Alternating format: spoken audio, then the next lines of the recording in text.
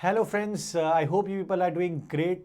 This is Ankit Bhardwaj. और friends, आज हम लोग जो है बिजनेस एनवायरनमेंट चैप्टर पढ़ेंगे। इसका पहला क्लास हम लोग ऑलरेडी पढ़ चुके हैं एंड आई होप आपको बहुत अच्छे से समझ में आ गया होगा। तो इसके पहले कि मैं सेकंड क्लास स्टार्ट करूं, एक बार गो थ्रू कर लेते हैं कि हम लोग फर्स्ट क्लास में क्या क्या पढ़े। जस्ट मैं आपको ये बताऊंगा कि हम लोग क्या क्या पढ़ चुके हैं, तो आपको थोड़ा सा ओवरव्यू मिल जाए इसका। मैंने सबसे पहले क्या कराया था, बिजनेस एनवायरनमेंट का आपको डेफिनेशन बताया था। उसके बाद मैंने आपको फीचर्स पढ़ाया था इसका। जैसे हम लोग फीचर्स पढ़ लिए तो उसके बाद मैंने उसका इंपॉर्टेंस आपको बताया था। इंपॉर्टेंस में हम लोगों ने टोटल अराउंड 7 पॉइंट्स पढ़े थे। फिर मैंने आपको बिजनेस इन्वायरमेंट के डायमेंशंस के बारे में थोड़ा बहुत आइडिया दिया था कि बिजनेस इन्वायरमेंट का डायमेंशन में दो चीज़ें होती है, एक होता है माइक्रो इन्वायरमेंट, एक होता है मैक्रो इन्वायरमेंट, जिसके बारे में हम लोगों ने डिस्कशन किया था। तो फ्रेंड्स, आज हम लोग जो है सेकेंड क्लास स्टार्ट करते हैं और सेकेंड क्लास का जो पहला टॉपिक है उसका नाम है पेस्टल एनालिसिस। तो पहले मैं आपको लिखा दूंगा पेस्टल एनालिसिस क्या, फिर आपको आराम से समझाऊंगा और उस एटीट्यूड से आप लोग लिखेगा कि आप लोग को याद हो जाए। तो चलिए स्ट्रेट अवे अपने फ्रेंड्स स्टार्ट करते हैं आज का second class with the topic pastel analysis. Heading डालिए, पेस्टल एनालिसिस आपको लिखना है मेरे साथ साथ। मैंने आपको पहले भी बताया था फ्रेंड्स कि लिखने से क्या फ़ायदा होता है। एक तो आपका स्पीड इंप्रूव होता है और साथ ही साथ क्या होता है, आपको रिटेंशन आपका पहले के कंपैरेटिवली बहुत ज़्यादा अच्छा हो जाता है। तो लिखना स्टार्ट करिए। देखिए, pastel analysis is a simple and widely use tool. Pastel analysis is a simple and widely used tool that helps in analyzing that helps in analyzing the political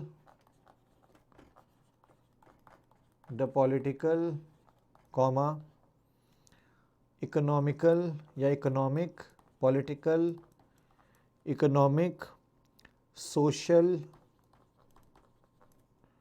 comma technological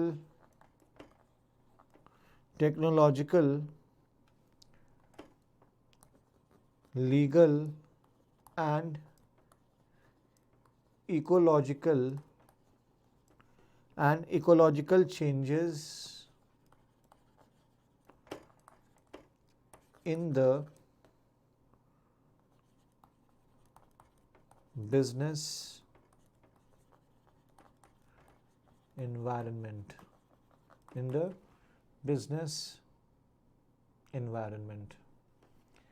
चलिए एक बार इसका definition को go through करते, फिर मैं आपको समझाता हूँ, फिर इसके बारे में आगे पढ़ेंगे हम लोग। देखिए, पेस्टल एनालिसिस क्या है। देखिए, पेस्टल एनालिसिस एक ऐसा टूल है जिससे हम लोग बिजनेस एनवायरनमेंट का political, economical, social, technological, legal and ecological changes जो भी है उसको हम लोग क्या कर सकते हैं, एनालाइज कर सकते हैं। बेसिकली अगर आपसे कोई बहुत ही सिंपल लैंग्वेज में पूछे कि पेस्टल एनालिसिस क्या है, तो आप यही बोलेगा कि पेस्टल एनालिसिस एक सिंपल एनालिसिस है, एक टूल है जिसके थ्रू हम लोग क्या कर सकते हैं, किसी भी बिजनेस एनवायरनमेंट में होने वाले पॉलिटिकल, सोशल, टेक्नोलॉजिकल, इकोलॉजिकल जितने भी तरीके के चेंजेस है उसको हम लोग क्या कर सकते हैं, एनालाइज कर सकते हैं। समझ में है आपको? चलिए तो हम लोग पेस्टल एनालिसिस को थोड़ा सा डिटेल में पढ़ते हैं। ये जब हम लोग वर्ड यूज़ करते हैं ना, पेस्टल वर्ड क्या है, PESTLE, ये हम लोग जो यूज़ करते हैं पेस्टल, ठीक है। यहाँ पे हर एक टर्म का मतलब है, जिसमें P का मतलब होता है आपका पॉलिटिकल। P का मतलब क्या होता है? P का मतलब होता है पॉलिटिकल। समझ में आया? यहाँ पे E का मतलब होता है इकोनॉमिक। E का मतलब क्या होता है? इकोनॉमिक, ठीक है। S का मतलब होता है सोशल। S का मतलब होता है सोशल। T का मतलब होता है टेक्नोलॉजिकल। क्या होता है? टेक्नोलॉजिकल। L का मतलब होता है लीगल। L का मतलब क्या होता है? लीगल। और E का मतलब होता है इकोलॉजिकल। क्या होता है? इकोलॉजिकल। क्या बोले? इकोलॉजिकल, ठीक है। तो यहाँ पे ना आप एक ऐड कर लीजिएगा यहाँ पे एक पॉइंट जब मैंने लिखा है, ये कि जैसे लीगल लिखा हुआ है ना, तो आई जस्ट थॉट कि मैंने नहीं लिखा है, मैंने लिखा है। तो मैंने आपको क्या बताया कि ये जो पेस्टल है ये बेसिकली क्या है, it's an abbreviation of long words. P stands for political, E stands for economic, S stands for social, T stands for technological, L stands for legal and E stands for ecological। तो ये जो abbreviation है उससे ये particular analysis तैयार हुआ है। तो चलिए हम लोग एक एक एनालिसिस को कैसे पढ़ना है मैं आपको बता दूंगा। पहले लिख लेते चलिए। सबसे पहले लिखिए पॉलिटिकल, हेडिंग डालिए, लिखिए number 1 political.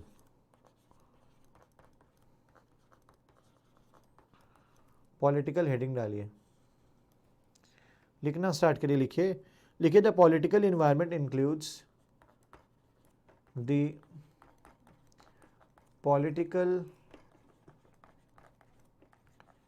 environment the political environment includes government policies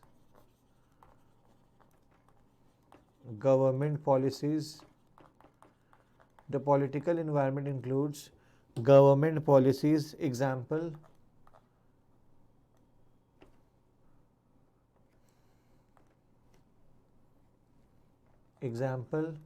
लिखिए taxation policies,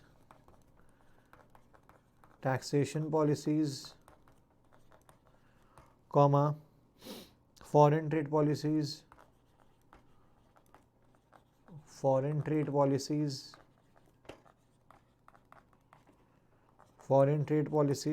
comma monetary policy, etc. monetary policies, etc. Stability of government, stability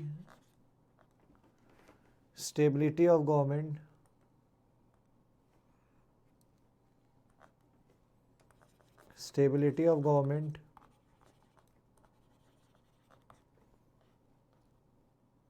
ideology of political party in the power,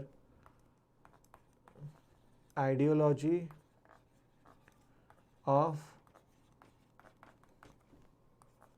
political party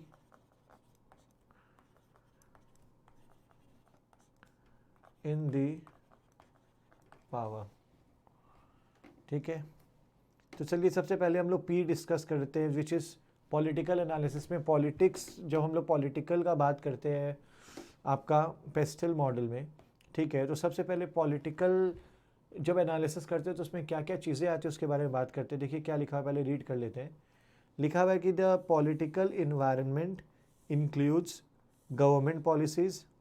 government policies में क्या क्या, in specific taxation policy, foreign trade policies, monetary policy, etcetera. तो जब भी हम लोग political point का बात करेंगे ना, तो उसमें क्या क्या इंक्लूड होता है, that means we are discussing about government policies, stability of government, ideology of the political party in the power. तो मतलब जब हम लोग किसी भी गवर्नमेंट का उसके स्टेबिलिटी के बारे में बात करते हैं, उसकी गवर्नमेंट पॉलिसीज़ के बारे में बात करते हैं, उसके पॉलिटिकल आइडियोलॉजीज़ के बारे में बात करते हैं, that means we are talking about PESTLE analysis का पॉलिटिकल पॉइंट। समझ में आया? अब सेकंड लिखिए इकोनॉमिक।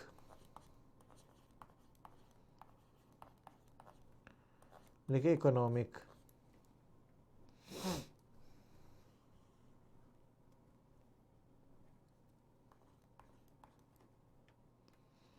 लिखिए the economic environment consist of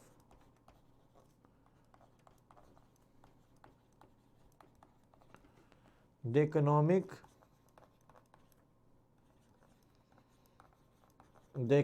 environment consists of disposable income,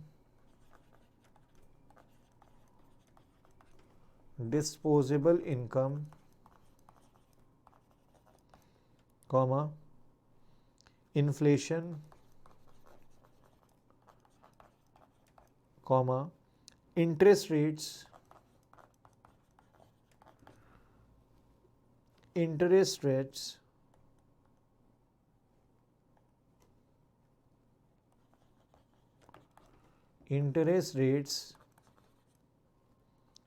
business cycles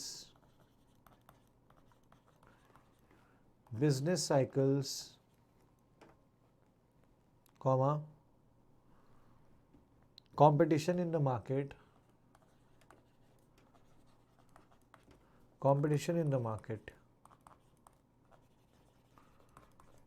चलिए इसके बारे में बात करते हैं। हम लोग क्या पढ़े, हम लोग पेस्टल एनालिसिस पढ़े, इसका सेकंड पॉइंट पढ़े इकोनॉमिक। तो देखिए क्या बोला, जब भी हम लोग इकोनॉमिक डिस्कशन करेंगे ना पेस्टल एनालिसिस में, that means we are talking about it consist of what, it consist of disposable income, inflation, interest rates, business cycles, competition in the market. तो इकोनॉमिक्स में हम लोग ऑब्वियसली इकोनॉमिक रिलेटेड बातें ही के बारे में ही बात करेंगे। थर्ड लिखिए सोशल। जो हम लोग सोशल एस्पेक्ट डिस्कस करेंगे that means it includes what are that it includes कौन कौन सा एक्टिविटीज, उसके बारे में हम लोग बात करेंगे।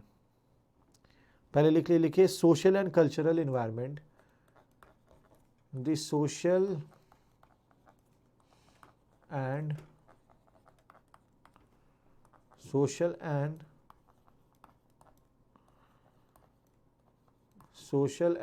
cultural environment covers the social and cultural environment covers size and composition of size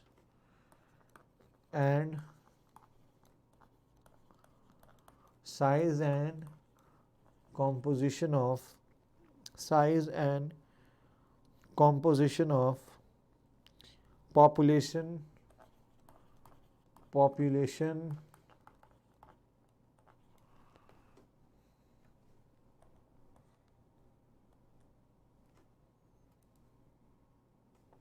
size and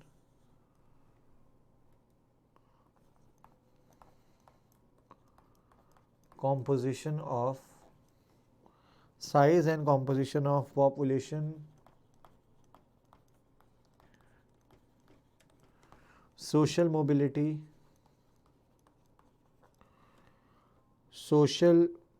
mobility,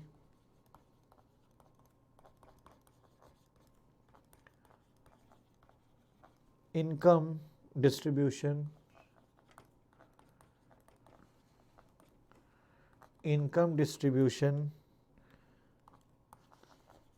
lifestyle, education levels, rate of technology, rather work attitudes लिखिए work attitudes, habits,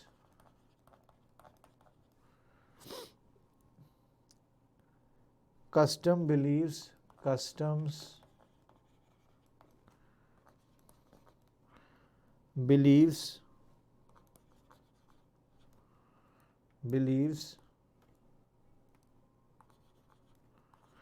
and traditions।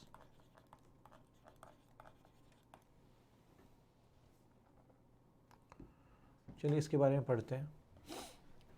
Now we are talking about social environment in PESTLE analysis. Social environment में क्या क्या चीज़ cover होती है, देखिए क्या लिखा हुआ है।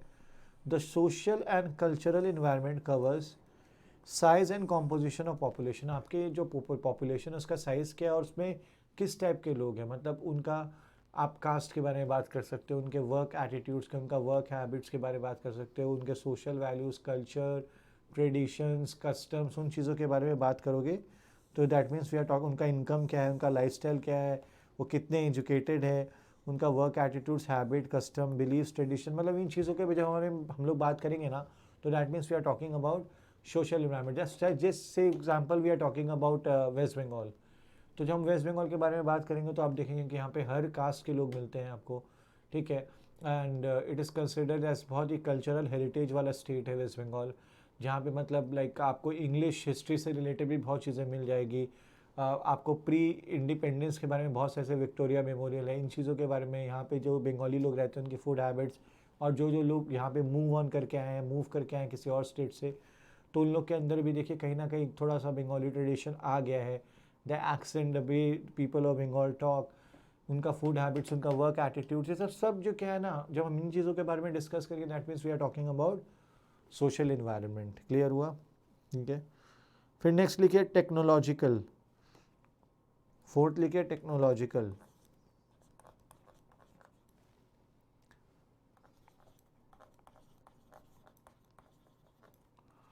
फोर्थ लिखिए technological.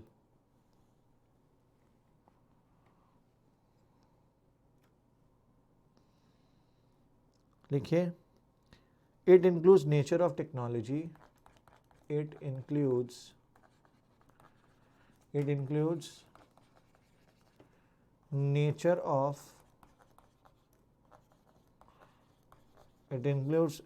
of technology, it includes nature of technology, comma, rate of technology transfer, comma, rate of technology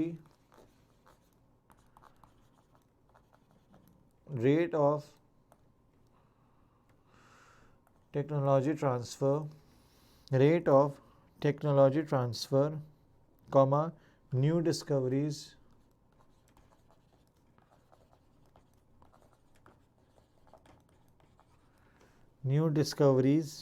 expenditure on research, etc. Expenditure on research, etc. चलिए देखिए, कभी जब भी मान लीजिए हम लोग कोई एनालिसिस कर रहे हैं किसी भी बिजनेस एनवायरनमेंट का, बिजनेस एनवायरनमेंट पे अगर मान लीजिए हम लोग टेक्नोलॉजिकल एस्पेक्ट के बारे में बात करें, उसका एनालिसिस करें, that means we are talking about technological environment. इसमें क्या क्या चीज़ होता है? इट इंक्लूड्स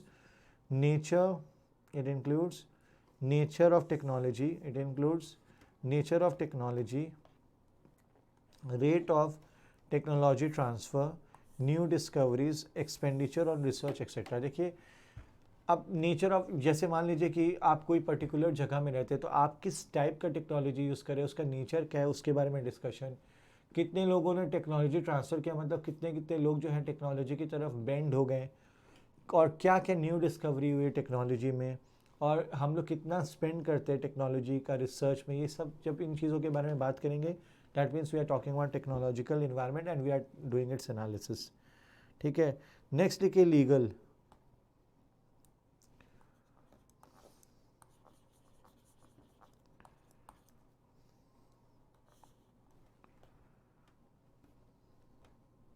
लिखिए it consist of laws, it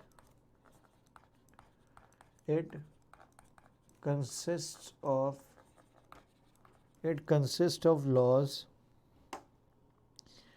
relating to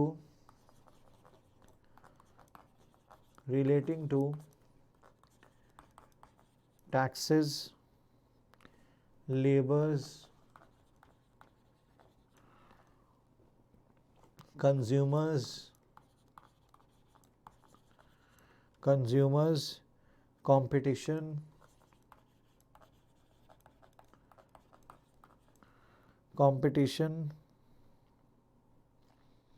and environment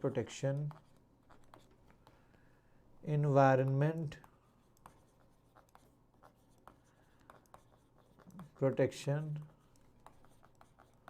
etc. ठीक है, तो चलिए इसके बारे में रीड करते हैं। लीगल मतलब we are talking about laws and all, right. कोई भी पर्टिकुलर जगह का, कोई भी पर्टिकुलर प्लेस का, जब हम लोग लीगल इन्वायरमेंट के बारे में बात करते हैं, उसका एनालिसिस करते हैं, that means we are talking about legal aspect of पेस्टाइल analysis. इसमें क्या क्या, जब हम लोग लॉज का बात करते हैं, it means laws relating to what, laws relating to आप हो सकता है टैक्सेस आप बोल सकते हो, लेबर्स बोल सकते हो, कंज्यूमर्स बोल सकते हो, कंपटीशन से रिलेटेड लॉज, इन्वायरमेंटल प्रोटेक्शन के बारे में जब हम लोग बात करेंगे, उससे रिलेटेड जो भी लॉज बनेंगे, उसका जब हम लोग एनालिसिस करेंगे, तो that means we are talking about legal वाला एनालिसिस। ठीक है, लीगल एस्पेक्ट ऑफ पेस्टाइल एनालिसिस। ठीक है, लास्ट है इकोलॉजिकल, हेडिंग डालिए 6 ecological.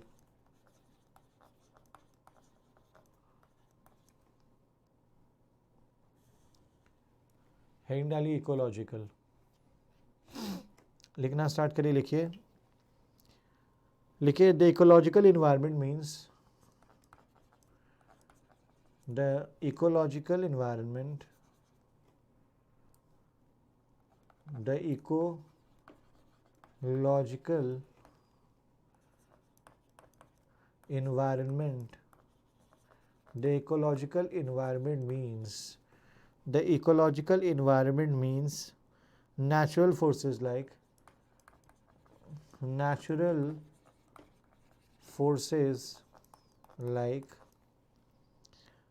climate, effect of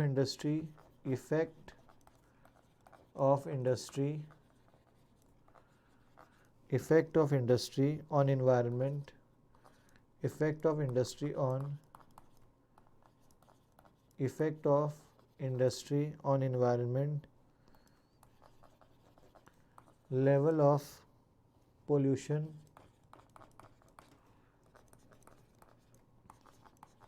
etc.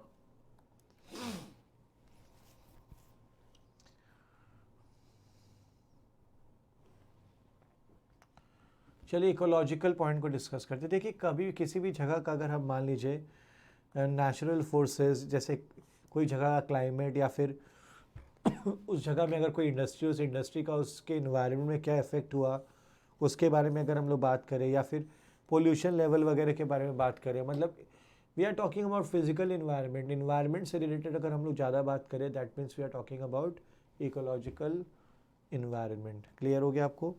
चलिए तो एक बार देखिए, गो थ्रू कर लेते हैं हम लोग क्या पढ़े। हम लोग आज का सेकंड क्लास है आज हम लोग का बिजनेस एनवायरनमेंट का, उस पर हम लोग पेस्टल एनालिसिस पढ़े। पेस्टल एनालिसिस का मतलब क्या हुआ? पेस्टल एनालिसिस एक ऐसा टूल है जिससे हम लोग क्या कर सकते हैं, बिजनेस एनवायरनमेंट का economic, social, political, technological, legal and ecological changes को हम लोग क्या कर सकते हैं, एनालाइज कर सकते हैं। मतलब कि एक ऐसा टूल है, पेस्टल एनालिसिस एक ऐसा टूल है जिससे हम लोग बिजनेस एनवायरनमेंट का political, economical, social, technological, legal and ecological changes को हम लोग क्या कर सकते हैं, एनालाइज कर सकते हैं। ये जो पेस्टल है ये it's an abbreviation of these words. P stands for political, E stands for economic, S stands for social, T stands for technological, L stands for legal and E stands for ecological। इसके बारे में हम लोगों ने detail में बात भी कर ली। फाइन, चलिए अब आगे चलते हैं। हम लोग चलते हैं पोर्टल मॉडल की तरफ। हेडिंग डालिए portal model. Porter model,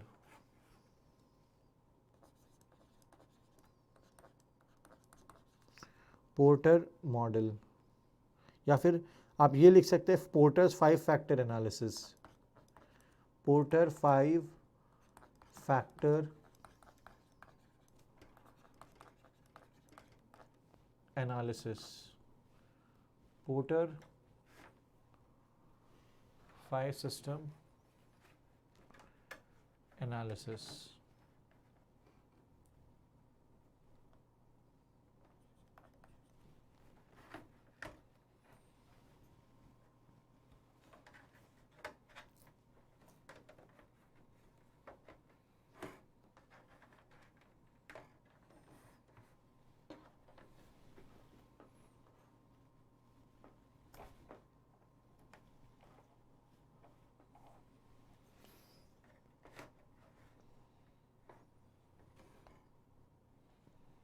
porter 5 factor analysis, heading डालिए पोर्टर 5 फैक्टर एनालिसिस। चलिए पहले इसके बारे में लिख लेते हैं, फिर हम लोग बात करेंगे। लिखिए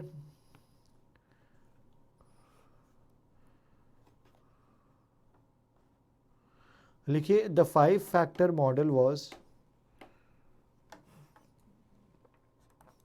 the 5 factor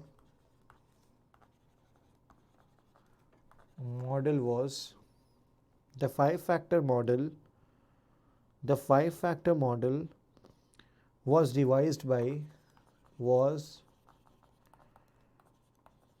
devised by the five factor model was devised by Professor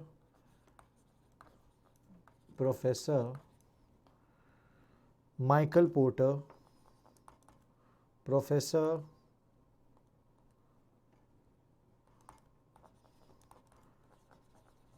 Michael Porter. Professor Michael Porter. It is a simple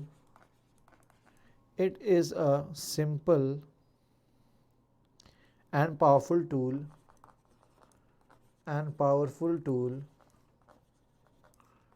It is a simple and powerful tool for understanding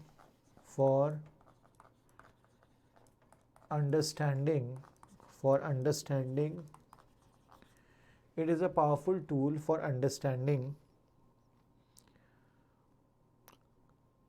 competitiveness of the business environment, competitiveness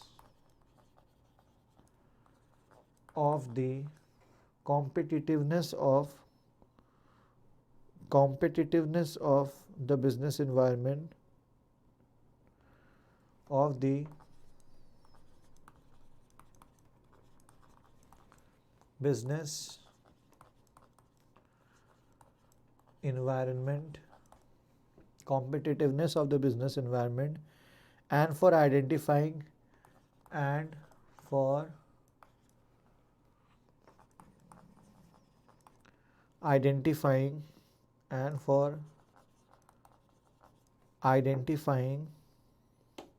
the strategies potential profitability, the strategies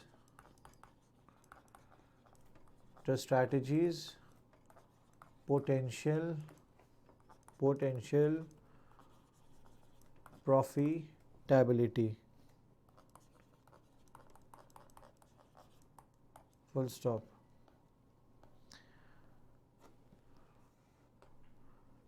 फिर लिखिए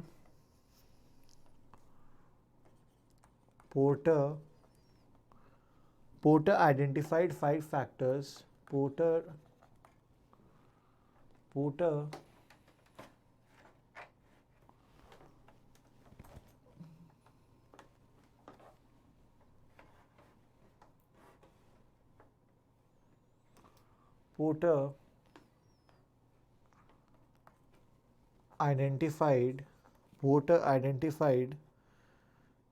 factors.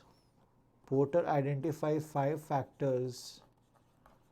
Porters identify five factors that act together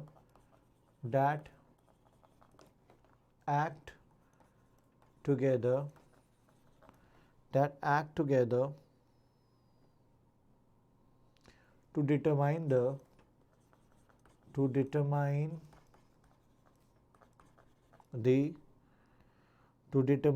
nature of competition,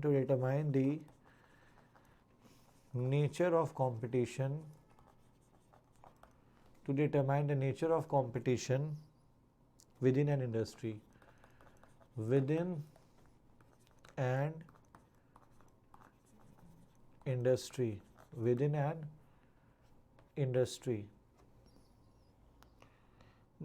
These are number one लिखिए threat of new entrants to a market. Threats of new entrants to a market. Threats of new entrants to the market. Next लिखिए bargaining power of suppliers. Bargaining power of suppliers. Third लिखिए bargaining powers of buyers, bargaining power of buyers. Fourth लिखे threat of substitute products, threats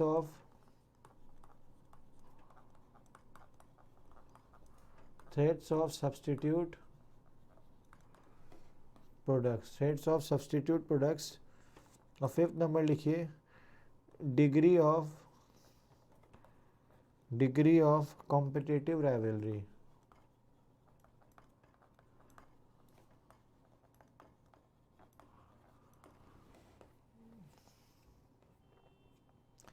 चलिए इसके बारे में बात करते हैं हम लोग।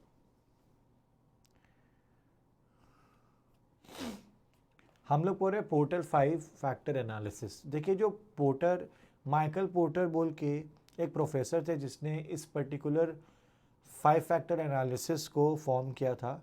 इसको क्यों फॉर्म किया था, क्या लिखा होता है, और ये 5 फैक्टर एनालिसिस क्या है, देखिए इसके बारे में पढ़ते हैं। It is a simple and powerful tool for understanding competitiveness of the business environment and for identifying the strategy potential profitability। देखिए कोई भी बिजनेस एनवायरनमेंट का कॉम्पिटिटिवनेस कि कितना कंपटीशन है यहाँ पे, कितना कॉम्पिटिटिव है यहाँ का बिजनेस एनवायरनमेंट, उसको समझने के लिए जो फैक्टर्स हैं उस 5 फैक्टर को अपने क्या बोलते हैं, पोर्टर 5 फैक्टर मॉडल। समझ में आया। और ये जो 5 फैक्टर मॉडल है ये एक और चीज़ में हेल्प करता है, आपका कोई भी स्ट्रैटेजी आप जो फॉर्मुलेट करते हैं अपना बिजनेस का, उसका प्रॉफिट अर्निंग कैपेसिटी को भी ये क्या करता है, एनालाइज करता है। समझ में आया। तो मैंने क्या बोला कि ये बेसिकली क्या है, ये 5 फैक्टर एनालिसिस क्या है, ये एक इंपॉर्टेंट टूल है जिससे कि हम लोग बिजनेस एनवायरनमेंट का कॉम्पिटिटिवनेस को अंडरस्टैंड कर सकते हैं, और साथ ही साथ अगर जो भी हम स्ट्रैटेजी फॉर्मुलेट कर रहे हैं उसका प्रॉफिट अर्निंग कैपेसिटी को भी एनालाइज करने के लिए बहुत ज़्यादा काम आता है। क्लियर हुआ। क्या लिखा हुआ देखिए, Porter identified 5 factor that act together to determine the nature of competition within an industry. अगर आपको कोई भी इंडस्ट्री का नेचर को समझना है, उसका नेचर ऑफ कंपटीशन को समझना है, तो पोर्टर ने 5 फैक्टर्स दिए थे अगर इन 5 फैक्टर्स को एक साथ समझे तो इसको समझने से आपको क्या समझ में आता है, आपको बिजनेस एनवायरनमेंट का कॉम्पिटिटिवनेस समझ में आता है। पहला क्या है, threats of new entrants to a market. दूसरा बार्गेनिंग पावर ऑफ सप्लायर्स। फिर नेक्स्ट पॉइंट क्या है, bargaining power of buyers, bargaining power of buyers, bargaining power of buyers. Next क्या है फिर, डिग्री ऑफ राइवलरी। नेक्स्ट है थ्रेट ऑफ सब्सटीट्यूट प्रोडक्ट्स, और फिर है डिग्री ऑफ कॉम्पिटिटिव राइवलरी। ये पॉइंट्स के बेसिस पे अपने क्या कर सकते हैं, किसी भी मार्केट को का बिजनेस एनवायरनमेंट का कंपटीशन को हम लोग क्या कर सकते हैं, जज कर सकते हैं। समझ में आया, मतलब कंपटीशन कॉम्पिटिटिवनेस को हम लोग अंडरस्टैंड कर सकते हैं। ठीक है, चलिए हम लोग 5 फोर्सेस को एक एक करके समझेंगे। सबसे पहले लिखिए threats of new entrants, heading डालिए, लिखिए number 1 threats of new entrants, threats of new entrants, threats of new entrants. लिखिए थ्रेट्स ऑफ न्यू एंट्रेंट्स।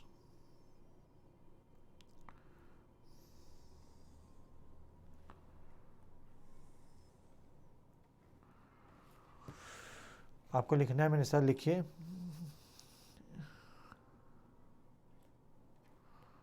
देखिए if an industry is profitable, if an industry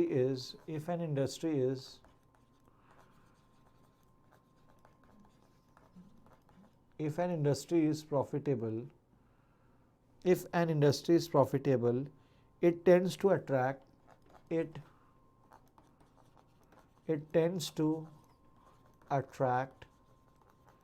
if an industry is profitable, it tends to attract new entrants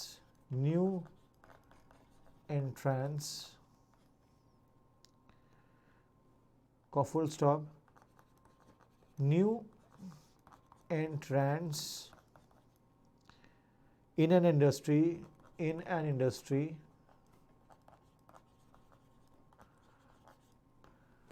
brings new entrance in industry brings new capacity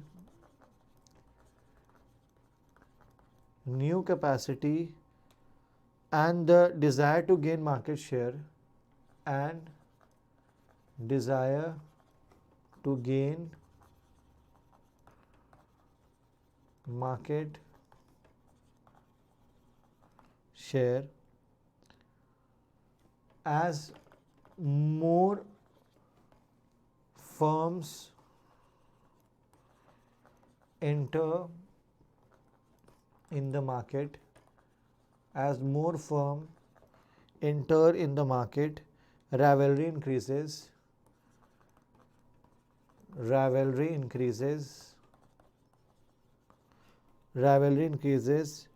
and profitability of the firm will fall to that point. Profitability of the business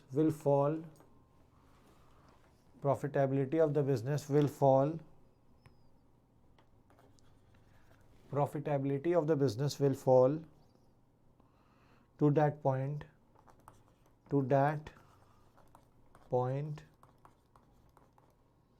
where there is no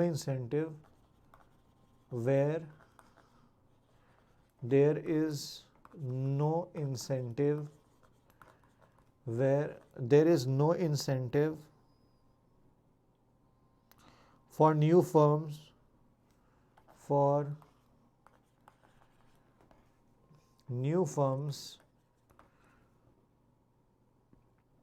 to enter the industry.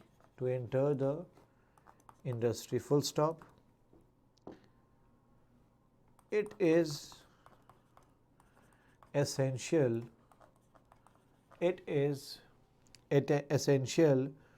for existing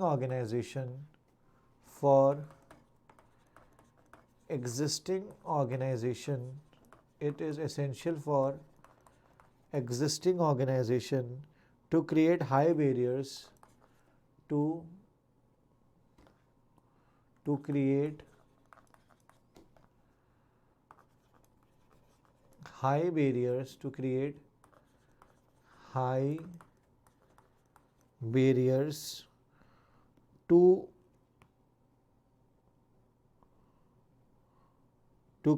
barriers to enter the market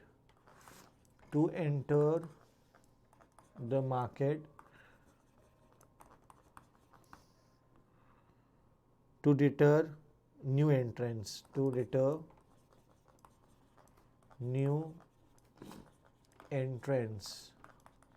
full stop. आगे लिखिए. If the barriers to entry are low,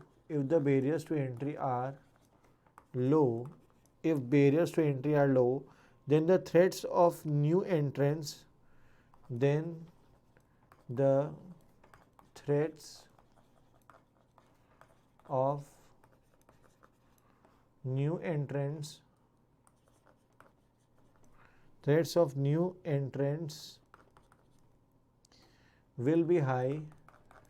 will be high and vice versa.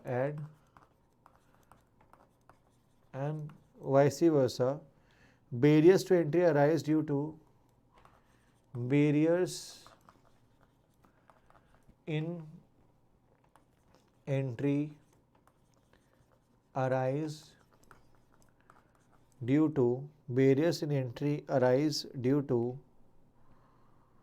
economies of scale, barriers of entry arise due to number 1 लिखिए economies of scale, economies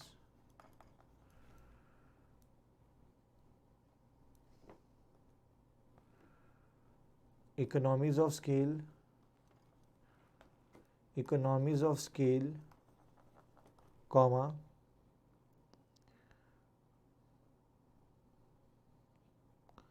next लिखिए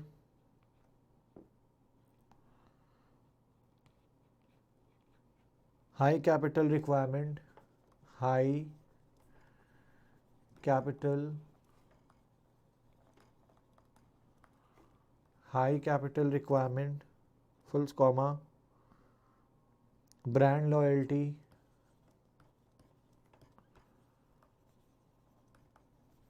etcetera, full stop.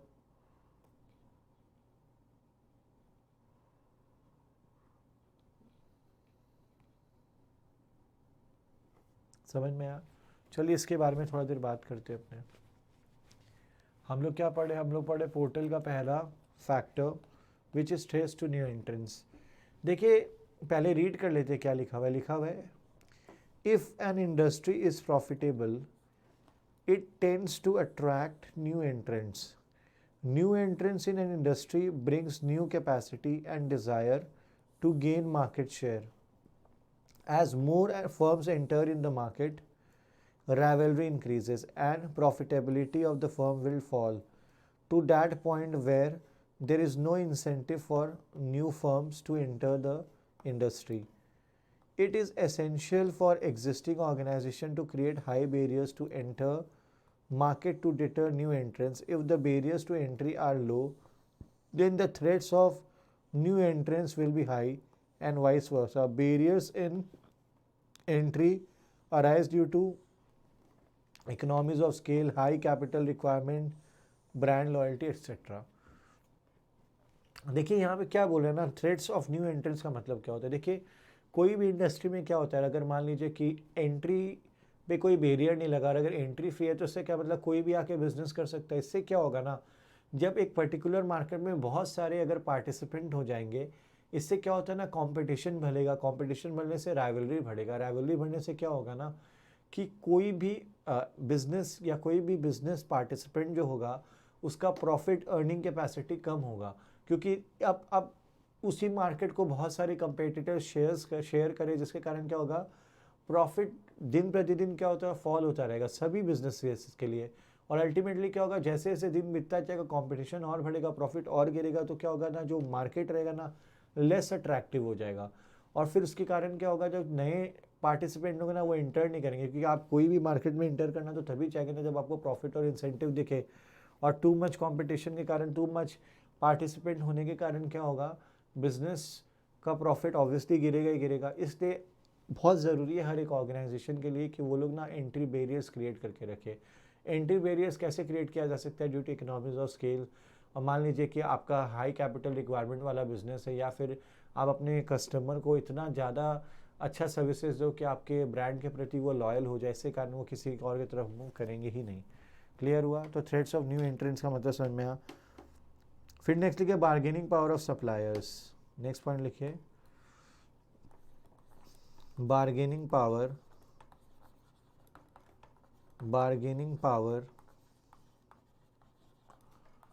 of suppliers, bargaining power of suppliers, bargaining power of suppliers, bargaining power of suppliers। लिखिए the bargaining power of supplier is very important in a market. The bargaining power, the bargaining power of supplier is very important. The bargaining power of supplier is very important in a market, is very important in a market. Few supplier can impose their condition. Few suppliers can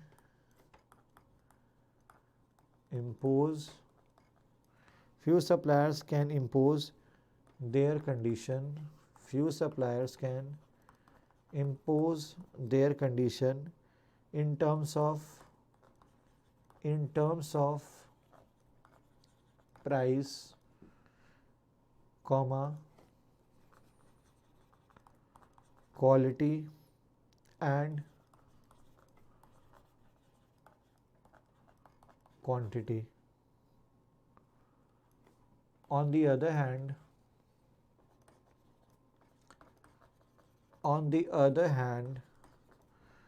the other hand, if there are a lot of suppliers, if there are lot of suppliers, if there are lot of suppliers, if there are lot of suppliers, their influence is weaker. Their influence is weaker. Their influence is weaker. Thus, concentration of suppliers and the thus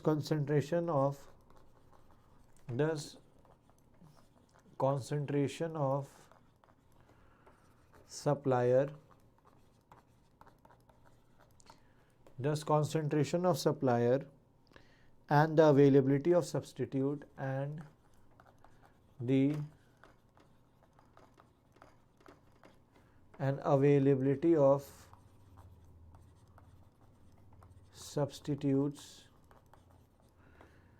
availability of substitute suppliers, availability of substitute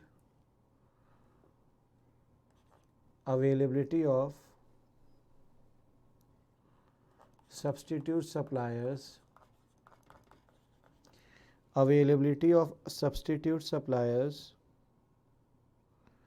are important factor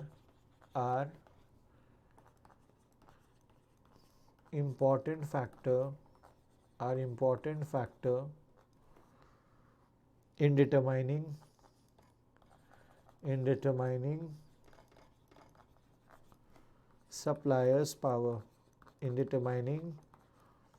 suppliers' power.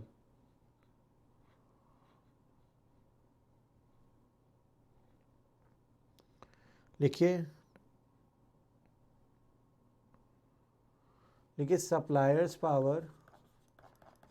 suppliers power is likely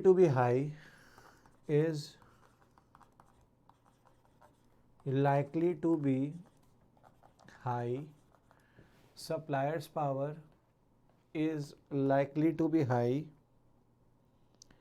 when the market is dominated by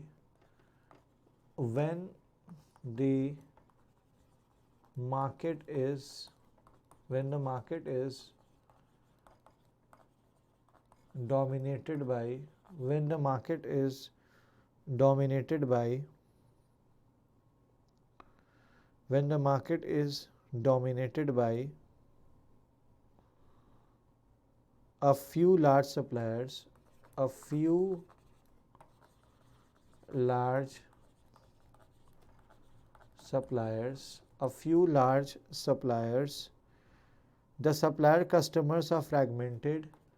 The suppliers customer are fragmented, resulting in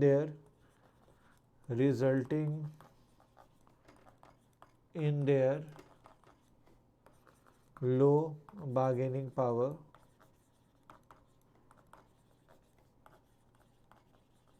Full stop. The switching cost from one supplier to another, the switching cost from one supplier to another are high, comma,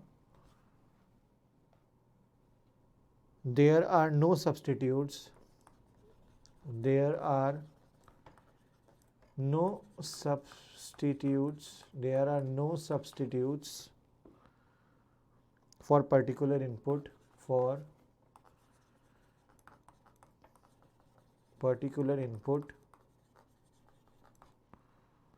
the buying industry has low barriers to entry, the buying industry has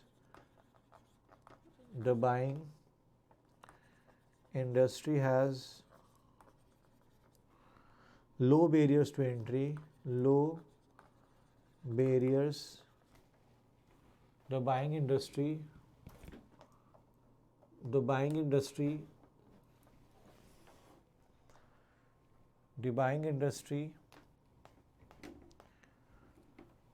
has low barriers to entry. The buying industry has low barriers to entry, comma, product is easy to distinguish.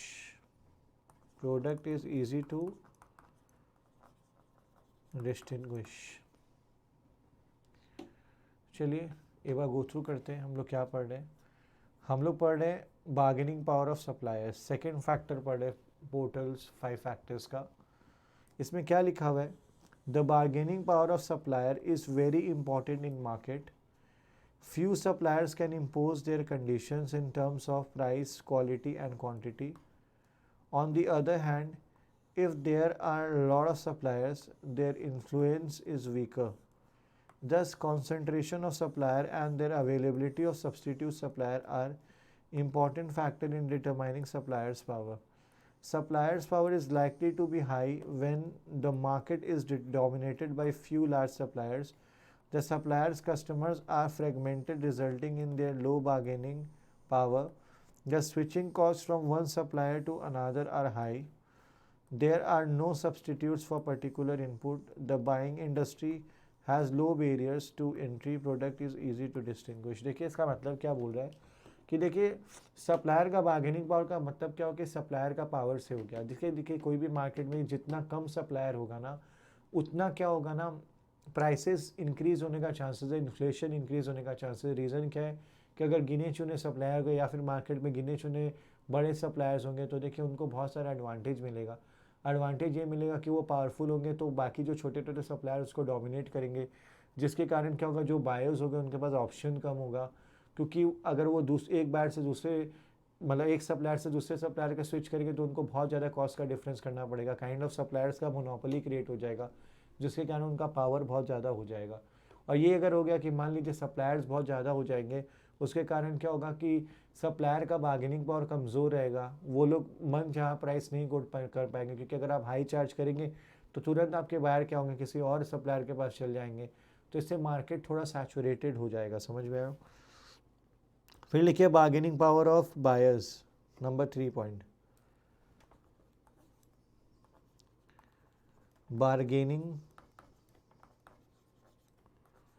Power of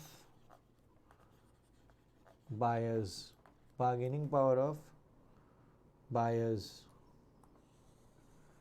यानी लिखिए bargaining power of buyers. लिखिए if the bargaining power of customer is high, if the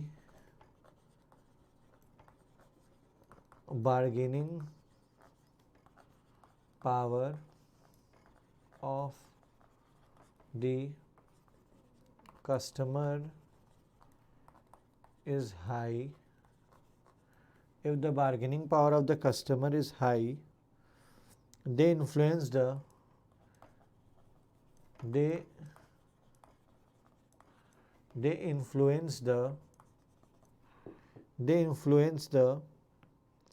profitability of the market, they influence the profitability of the market, they influence the profitability of the market by imposing their requirements, by imposing their requirements, by imposing their requirements,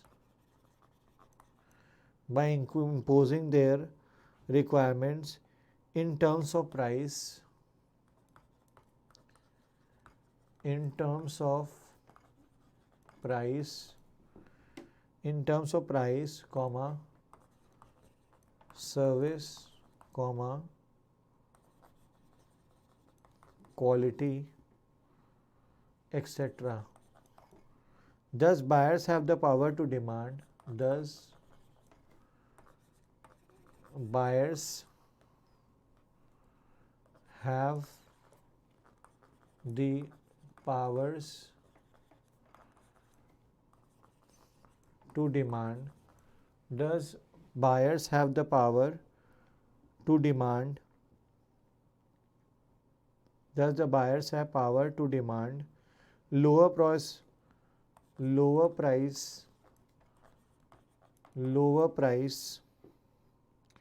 or higher product quality, or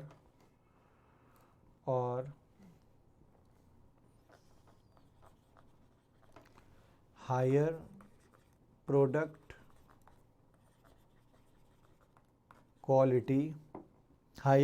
quality, from industry producer,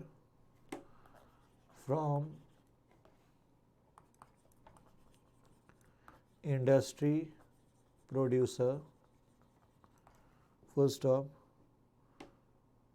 when their bargaining power, comma, when their bargaining power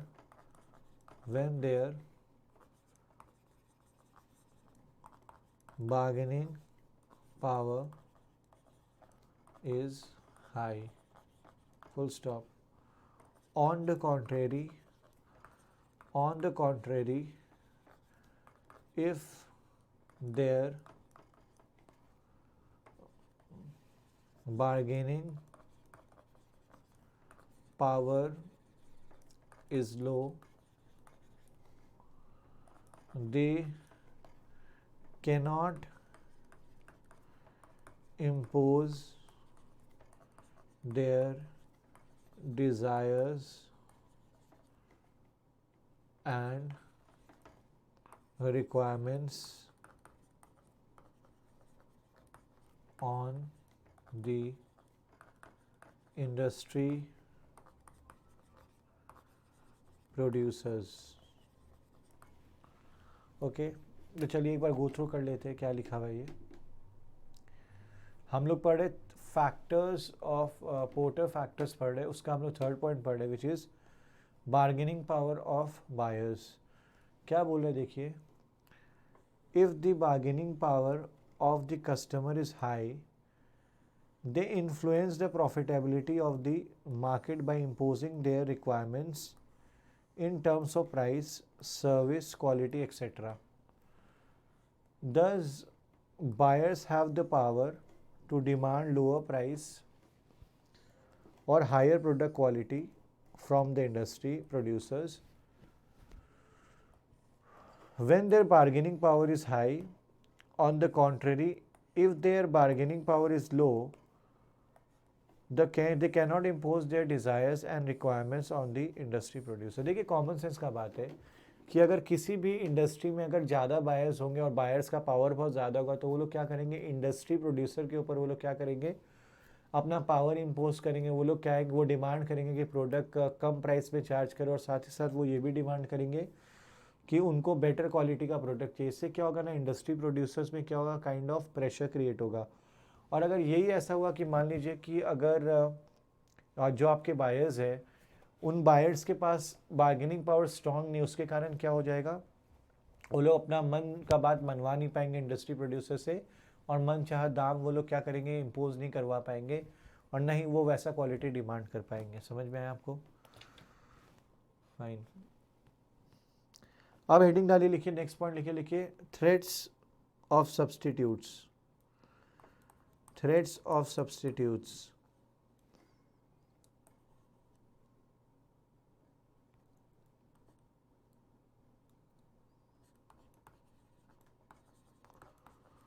Threats of substitutes.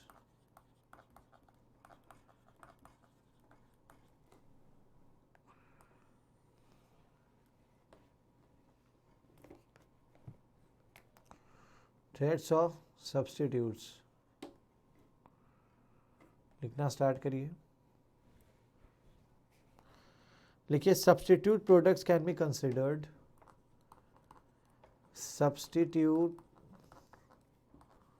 products can be considered. Substitute products can be considered as an alternative, compared to, as an alternative to the current supply, to the current supply on the market,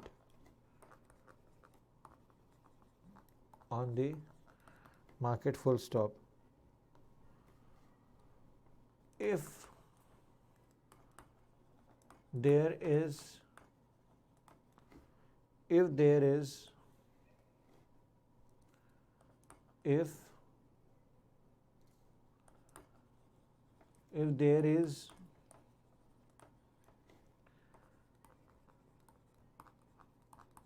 more substitute,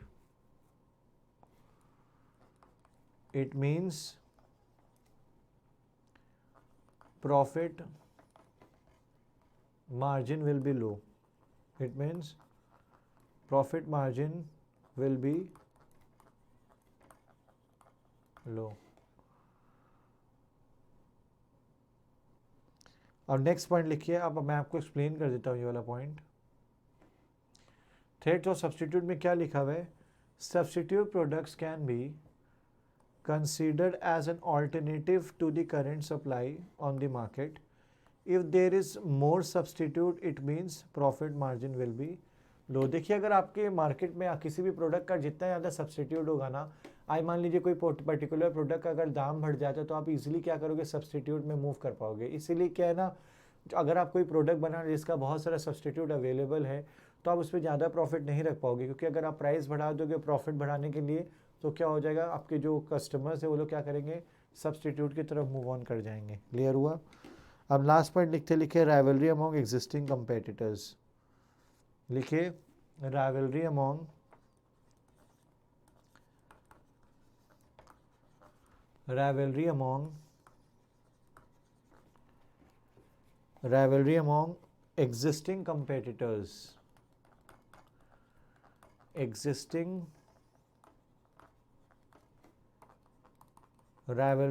existing competitors. Rivalry among existing competitors. ठीक है, लिखना start करिए. लिखिए this force is a major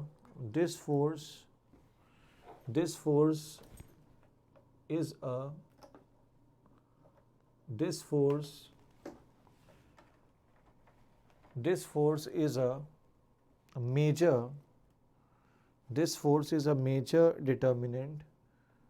This force is a major.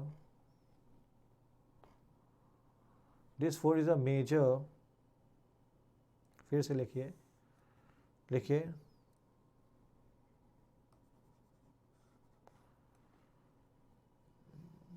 this force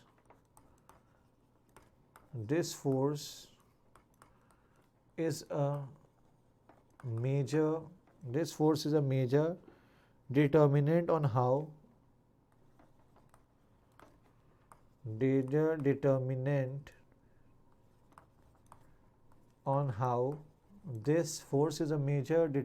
on how this force is a major determinant on how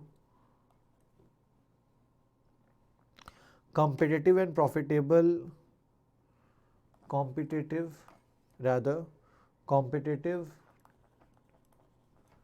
and profitable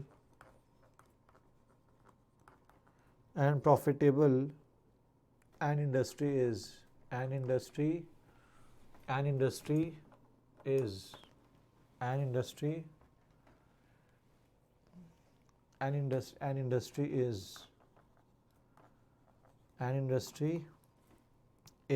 full stop.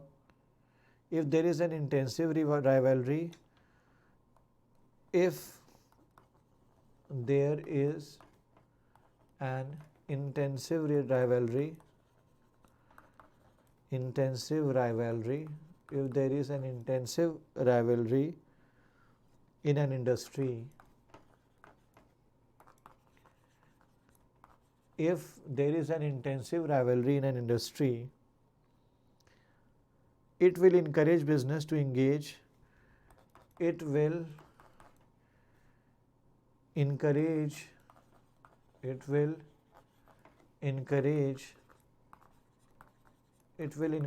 the business to engage in price wars, full stop. देखिए rivalry among existing competitors भी बहुत important factor है। देखिए जितना ज़्यादा intensive rivalry होगा उतना ज़्यादा प्राइस वॉर्स होगा आपस में इंडस्ट्री से, जिसका फ़ायदा कस्टमर्स उठा सकते हैं। क्योंकि अगर जितनी ज़्यादा राइवलरी होगा कोई भी बिजनेस नहीं चाहेगा कि वो अपना प्रोडक्ट का ज़्यादा पैसा चार्ज करे, क्योंकि अगर वो ज़्यादा पैसा चार्ज करेगा तो उसके कॉम्पिटिटर इसका फ़ायदा उठा के चले जाएंगे। समझ में आओ? तो आज हम लोगों ने क्या क्या पढ़ा एक बार फटाफट गो थ्रू कर लेते हैं। आज हम लोगों ने स्टार्ट किया पेस्टल एनालिसिस से। पेस्टल एनालिसिस के 5 पॉइंट्स हम लोगों ने पढ़े, political, economic, social, technological, legal, ecological. और उसके बाद हम लोगों ने पढ़ा पोर्टर्स का 5 फैक्टर्स, जो मैंने आपको बताया कि पोर्टर 5 फैक्टर क्या एक ऐसा टूल है जिससे हम लोगों को क्या पता चलता है कौन सा बिजनेस इन्वायरमेंट कितना कॉम्पिटिटिव है, और प्रॉफिट मेकिंग स्ट्रैटेजी को एनालाइज करने के लिए माइकल पोर्टर ने एक 5 फैक्टर मॉडल प्रोवाइड किया था, जिसका 5 पॉइंट्स क्या था। पहला था थ्रेट टू न्यू एंट्रेंस, दूसरा था बार्गेनिंग पावर ऑफ सप्लायर्स, तीसरा था बार्गेनिंग पावर ऑफ बायर्स, चौथा था थ्रेट्स ऑफ सब्सटीट्यूट प्रोडक्ट, और पांचवा था डिग्री ऑफ कॉम्पिटिटिव राइवलरी। और हम लोगों ने जो पेस्टल मॉडल पढ़ा था उसमें मैंने क्या बताया, पेस्टल मॉडल एक ऐसा टूल है जिसके थ्रू आप कोई भी बिजनेस इन्वायरमेंट का political, economical, social, technological, legal और इकोलॉजिकल चेंजेस जो भी आपका बिजनेस इन्वायरमेंट होता है उसको अपने एनालाइज कर सकते हैं। ठीक है, इसका अब्रीविएशन भी यही था, मैंने आपको सब कुछ एकदम डिटेल में समझा दिया था। तो फ्रेंड्स आई होप आपको आज का क्लास बहुत अच्छे से समझ में आएगा। इससे रिलेटेड जो भी नोट्स हैं मैं आपको शेयर कर दूंगा। Thank you so much.